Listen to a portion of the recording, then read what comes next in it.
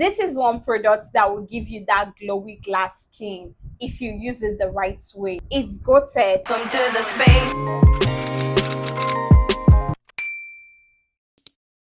Hi beauties, welcome back to my channel. If you're new here, my name is Judith, your favorite skincare BFF.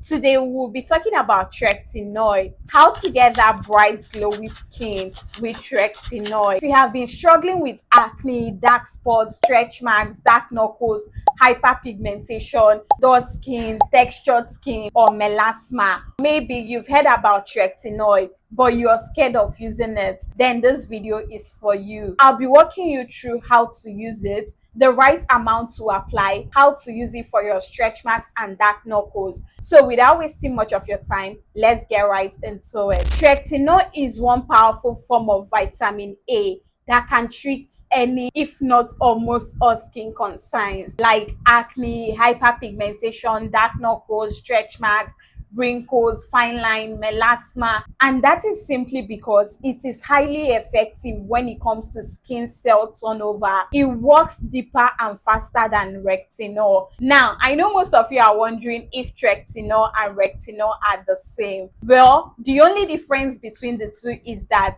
Tretinoin is a prescription strength, meaning it's stronger and it can only be used based on prescription. Whereas your Retinol is much milder and gentle, it can actually be gotten over the counter. That's why if you're a beginner and you go to a dermatologist, they will usually recommend you start out to the Retinol before you proceed to using Tretinoin. And that is because Tretinoin is like the elder brother of Retinol. Now, most Retinol or Tretinoin comes in different forms. We have the tube creams, the gel, the lotion, and the serum form. Again, the gel is actually more potent than the cream and the lotion.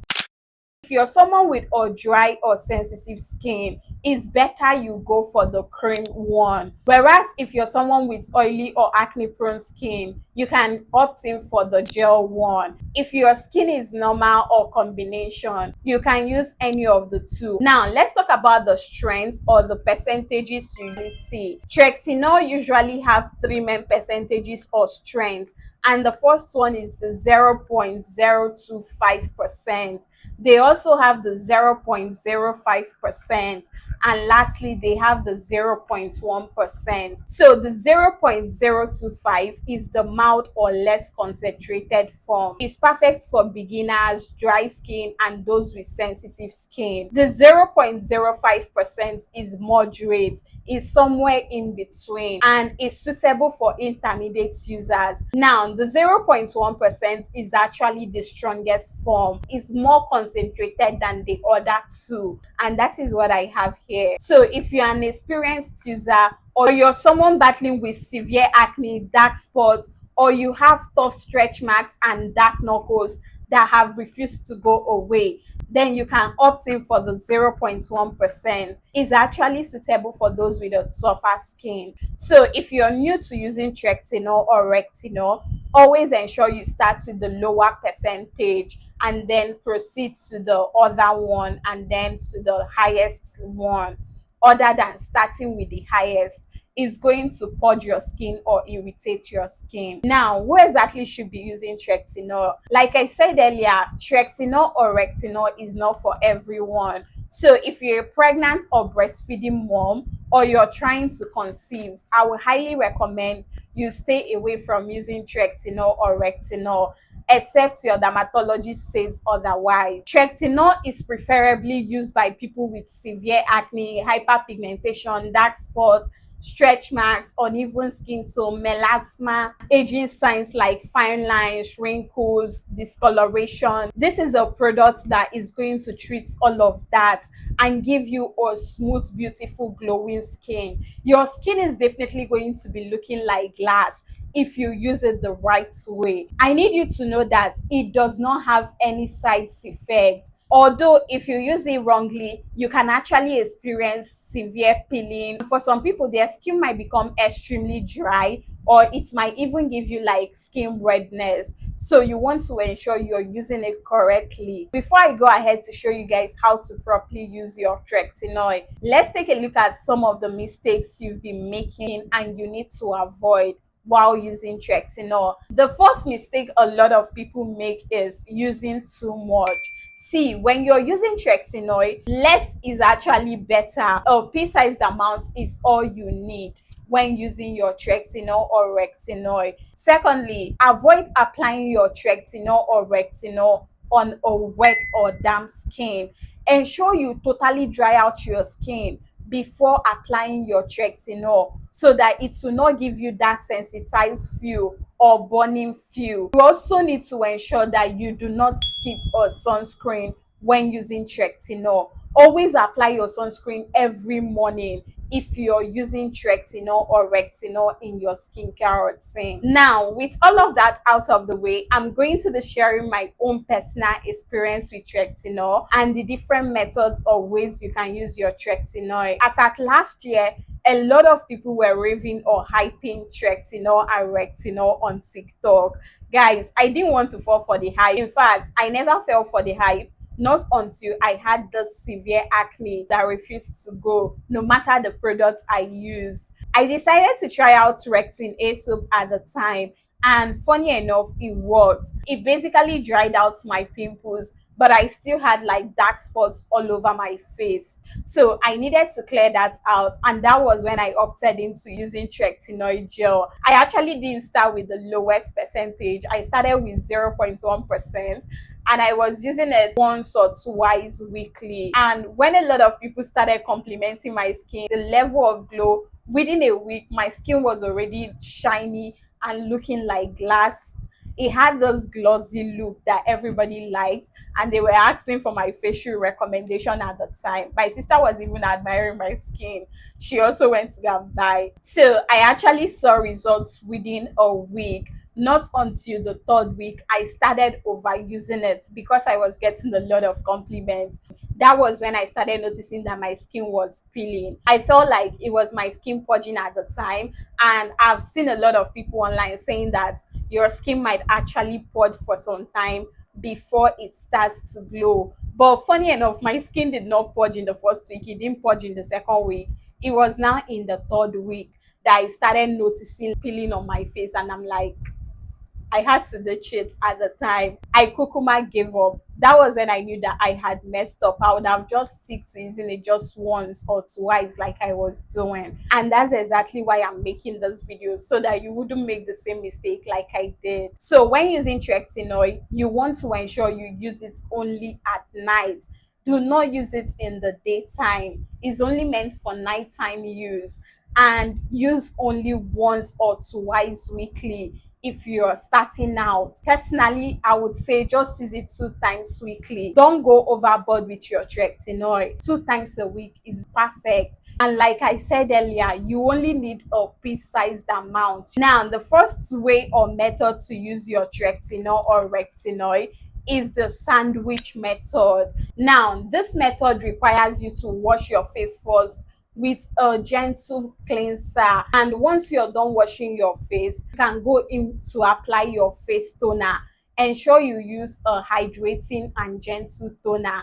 Avoid using exfoliating toner like the ordinary glycolic acid and the rest. I would recommend after applying your toner to go in with a hydrating essence like this Jumiso snail mucin.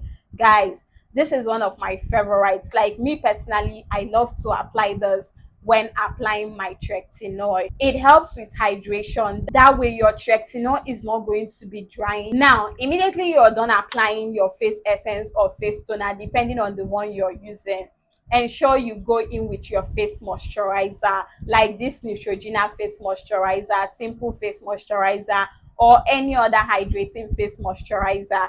It shouldn't have an active. It should just be like a regular hydrating and moisturizing face cream. Immediately you're done applying your face moisturizer, give your skin 2 to 3 minutes for it to totally dry, for that product to absorb in fully. Immediately after that 2 or 3 minutes, go in with a pea-sized amount of your tretinoid gel or cream and apply it all over your face. A little of your tretinoid gel goes a long way. Apply it all over your face and your neck, and immediately you're done, go ahead and apply your moisturizer again. That is simply the sandwich method: a moisturizer, then your tretinoid, and then another moisturizer. Now, another method that you can use, or one method that I personally use, is immediately I'm done applying my hydrating essence, I apply it again like a second time. It's just like coating method.